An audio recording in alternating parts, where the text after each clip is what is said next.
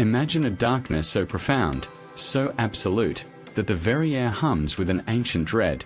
This is the true essence of Akasaka Road, long before the neon glow of modern Tokyo swallowed its secrets. Whispers of the Kii-no-kuni-zaka slope, an incline named for a forgotten province, still curdle the blood of those who recall its desolate, pre-industrial nights.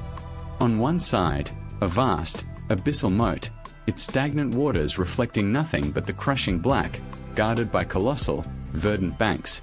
On the other, the imposing, silent walls of an imperial palace, casting an eternal pall.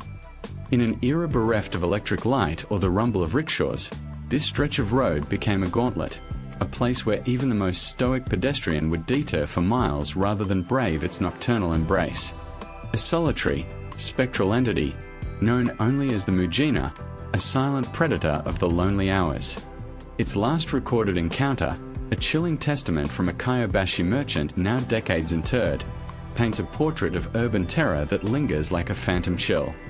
One particularly late evening, the merchant, his breath misting in the frigid air, hurried along the Kii-no-kuni-zaka, his footsteps echoing too loudly against the stone.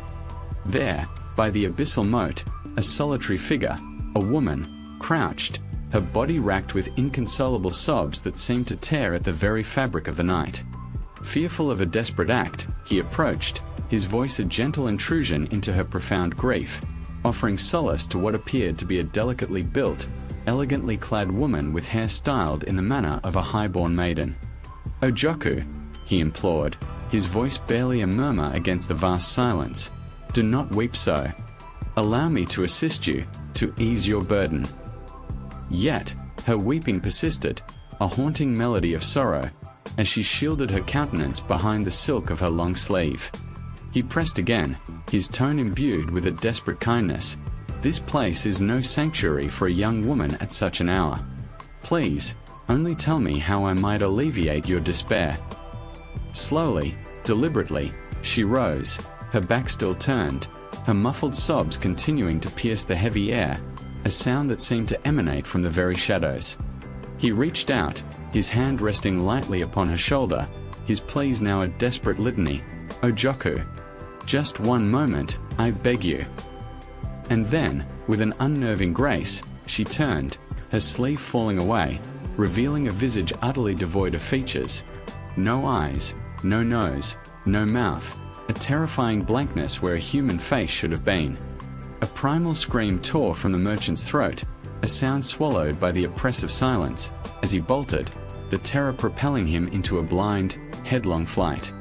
He ran, a frantic, unthinking dash up the Kii-no-kuni-zaka, the world reduced to a black, formless void before him, the image of that faceless horror seared into his mind. He dared not glance back, his only guide a distant, pinprick of light, a fragile beacon in the overwhelming darkness, towards which he surged, a desperate moth to a distant, flickering flame.